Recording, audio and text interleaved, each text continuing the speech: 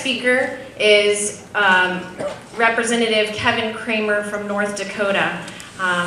Mr. Cramer, we know you, oh, here you are. Thank you very much. We are absolutely honored by your presence today, sir. We're very much looking forward to your message to share with the USACC. Thank you. Thank you.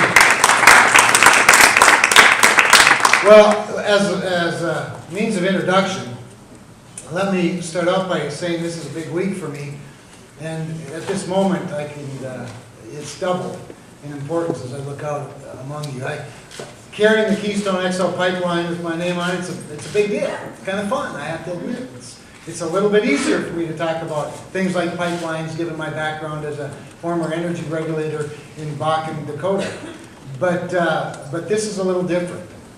I also have to say it's also a big week, of course, because my friend Rodney Davis, who's here as well, represents the congressional district in Illinois that is home to the Illinois State University, the football team that's going to lose to North Dakota State University Saturday in the FCS championship game. But that's another matter altogether.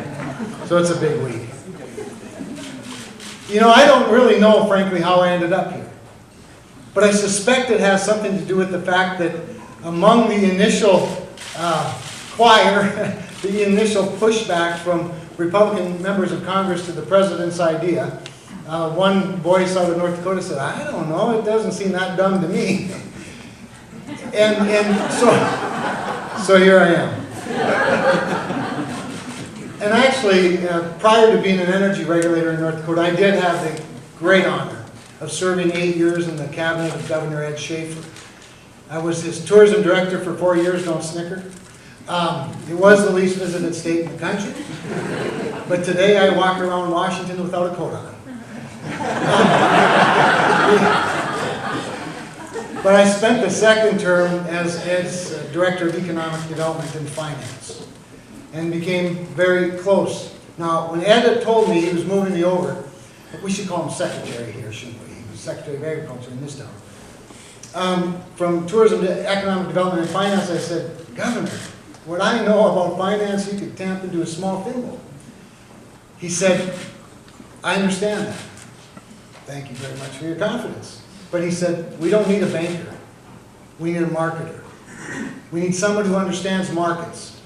Someone who understands how to sell a product, sell a place, sell a state, sell an idea. And so that was my training before becoming a regulator. The reality is that while North Dakota is represented in this room, it's certainly represented by your coalition, and congratulations on forming it. It is a fantastic idea. As you know, this town moves based on good information that is presented to members of Congress, and then more importantly, strong persuasion from the people that elect members of Congress. And you all know how to do that with the coalition. And I got some advice as well. I think Sam summed it up quite nicely. But frankly, what moves me and what motivates me, and really what caused me to come out so early with support for the idea of trading with our neighbors 90 miles off our coast and normalizing relations to the degree that we should and can and ought to, and we'll talk about that, is not so much about the peas and the lentils and the beans and the corn and the wheat and durum and potatoes and the products that we grow in North Dakota, or the other I understand that they're interested in other products like rice and sorghum and other things that aren't grown in North Dakota. But that's good. That's a great outcome. We had the opportunity, in that early window, in the early first half of the 2000 decade in North Dakota, to sell about $30 million worth of peas and several $1 million worth of durum and spring wheat. So we know a bit about it. We're excited for the opportunities. But the real excitement to me is the opportunity to influence an oppressed country for liberty. The opportunity to spread democracy. The opportunity to do what farmers do naturally, and that is feed hungry people. And if the result of spreading democracy is that we sell more of our commodities to a hungry world, that's awesome. That's awesome. Trade ought to be a part of diplomacy. Trade ought to be a part of democracy spreading. Trade ought to be a part of influence and persuasion. That's what trade is. economics are the other benefit.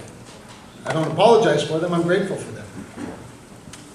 So that's what drives me. The fact, I think that there are some things that tend to be overstated on all sides of all issues. We've had a week of overstating issues on all sides. Is Cuba a big market compared to China? No. But it is 11 million people, right? They are 90 miles away, right? They are, as Sam said so eloquently, people that are already inclined to want to be like us, to the point that some of them want to be us. That's pretty cool. We have a running head start, geographically, intellectually, culturally.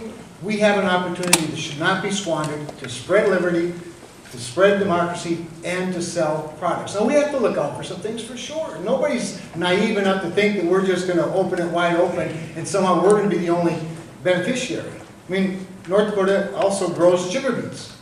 We are very familiar with the importance of fair free trade in the North American continent, in our hemisphere, and the importance of what happens when it's not adhered to by our partners.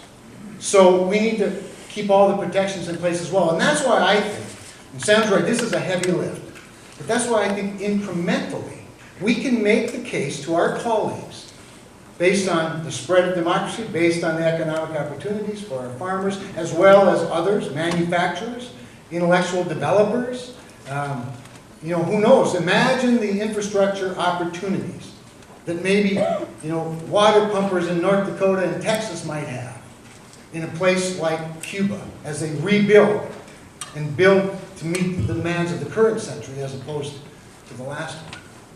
There's no end to those opportunities, in my view. But we have to have a relationship for that to happen. But we can do it with a short leash. We can test it incrementally. We can open it up little by little and provide assurances to those colleagues of ours in both the House and the Senate that might not be inclined to go all in. I get it. But I've learned in my short time in Congress that persuasion does not happen quickly. Almost nothing happens quickly. Almost nothing happens. But that's another issue altogether. So my advice is, besides congratulating you and encouraging you and go into it with great enthusiasm, is to go into this coalition of your group, along with the coalition of congressional supporters. Go into it with us arm in arm, with good advice back and forth, to provide both political encouragement and political cover when necessary. That's a real part of our work. And then to, of course, help us be persuaded and be persuaders. And you do that best by providing good information and, of course, grassroots backing back home. So with that, thank you for the opportunity. It's an honor to be with you. It's an honor, certainly, to be with my colleagues in Congress. Thank you.